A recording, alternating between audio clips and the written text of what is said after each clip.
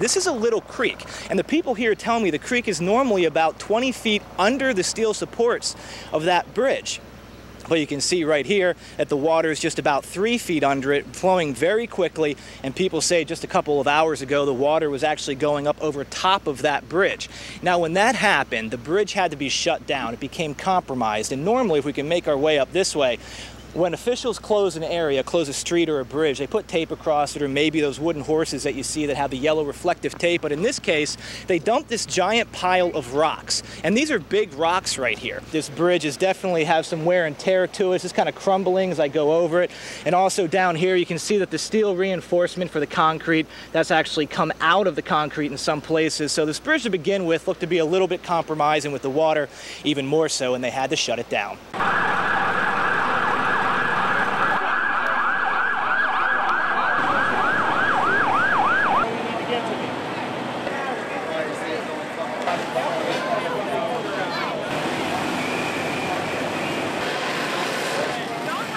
Police have been using someone's fingerprints to identify suspects for more than a century now. But with the latest smartphone technology and some added newfangled technology for that matter, police can now use photographs from smartphones and get the same results almost instantly.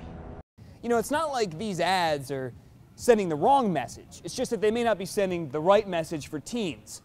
And this study could prove it. Survey data collected this year from about 2,800 diverse adolescents shows almost 35% using protein powders or shakes, and nearly 6% reported steroid use, much higher than any previous study. There's no regulation in the supplement market, and so they can make any claim they want, and you know, we're consumers, and unfortunately we're not always wise consumers, because we see this and we say, that's the magic bullet I'm looking for. That magic bullet, says local physical trainer Rich Harris, is a substitute for all the time and hard work it should take to properly build up your body. No one wants to put in the time, so to speak. So you see these ads that are promising quick results, you know, 10 pounds of muscle in 3 months. Hey, let's try it. Brian Parthamer isn't shy about his use of supplements. Then again, to him, they're just that, supplements, not a way to bypass hard work at the gym. Fitness is a lifelong commitment. I would not take steroids for a short-term goal. This is a long-term thing. I'll be doing this until I'm 95 years old. Brian started lifting at 13. He says the temptation to do steroids was always there, but he chose a different route. You just got to think about down the road, are you willing to take those side effects with them, which I'm not, no. But not every teen will make that same decision. But they go on and they use a PayPal account, and they've told me they order them right over the internet. They're delivered right to their house. That's how one of Rich Harris's students used to obtain anabolic steroids. Pretty easy access. Because once they realized they stopped taking the drugs, all the gains they made, whether it be strength or muscle mass, it withered away instantly. Here's the real kicker. Harris says teens don't even have to use supplements. They just need adequate sleep, good nutrition, and a proper workout. Reporting with the Cumberland County Mobile Newsroom, James Tully, CBS 21 News. In Littlestown, Adams County, something big is happening. People like Dr. Eric Bonsall at Hoffman Homes for Youth are helping dozens of children who've been sexually abused by other children. Pennsylvania state records don't break down sex abuse by age. However, Justice Department data shows that more than 1/3 of the sexual abuse of America's children is committed by other minors. Dr. Bonsall says 80% of all juvenile boys and girls have at one time been victims of sex abuse. Then there's a biological and psychological explanation. Again, an effort to master the abuse or to control the abuse, because when it happened to them, it was an uncontrolled thing that happened to them. By abusing someone, it's almost their effort to rework it, rework the abuse and master the abuse. And at least I'm in control now of that abusive situation that's occurring. Dr. Bonsall says the younger the child victim, the more likely it is that the perpetrator is a child. Juveniles are the offenders in 43% of assaults on children under age 6. 14% of these offenders are under age 12. Appreciate the help. Thank you. Bye-bye. In Dauphin County, Chief Deputy District Attorney Sean McCormack also has plenty of files on these cases. I was just reviewing a case just before you came in here, which was a juvenile accused of molesting other juveniles, and there is a lot of those cases. Experts say they don't think that child-to-child sex abuse is increasing. They say it's been significantly underreported.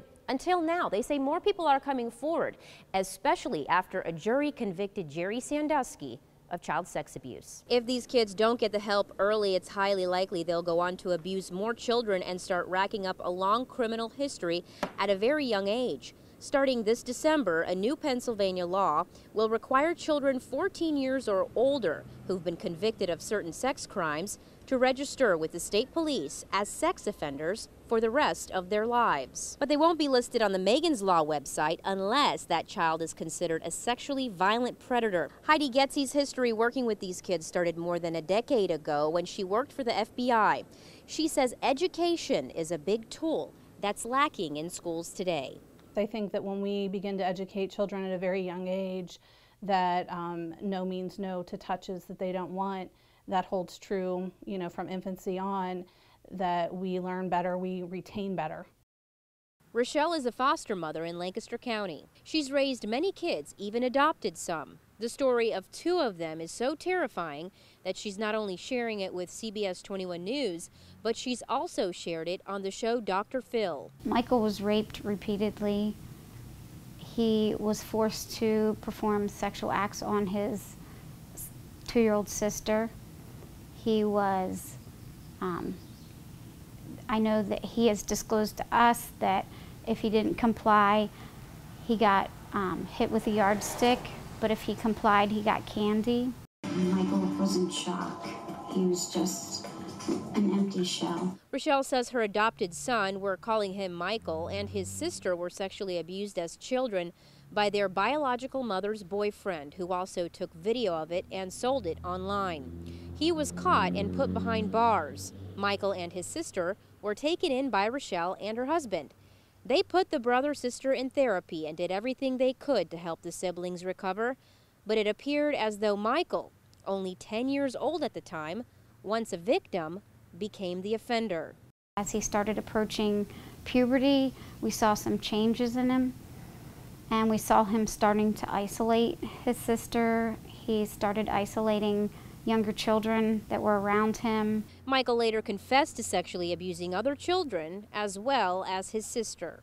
A lot of tearful nights, a lot of tearful nights. Things got a lot darker for Rochelle one night when she thought she was having a nightmare. I remember that I burst out and I screamed, and it must have woke my husband up, who saw my son climbing off the bed. She quickly realized she wasn't dreaming. Her adopted son, Michael, had just sexually abused her. I had this nightmare of a sexual nature and just could not believe that could this have really been happening. Michael eventually admitted to the sex assault on his foster mom. That was about 4 years ago. At age 14, Michael now has a felony on his record. He isn't allowed home. Instead, he's recovering at a facility in Reading. His sister's recovery appears to be going well. Watch what your children are doing. Look for signs of changes.